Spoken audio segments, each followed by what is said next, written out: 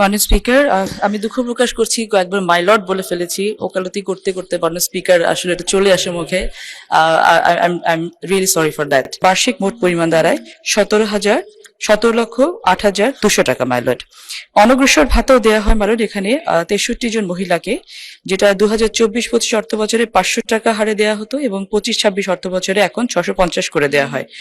অনগ্রসর শিক্ষা প্রবৃত্তি দেওয়া হয় 8 জন মহিলাকে, প্রাথমিকে 700 করে, মাধ্যমিকে 800, উচ্চ মাধ্যমিকে 1000 এবং উচ্চতর 1200 করে।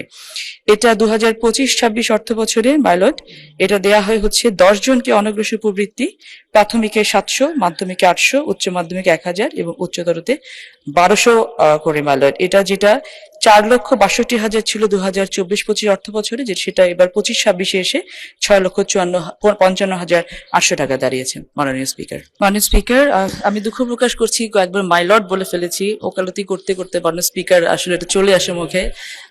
I am really sorry for that.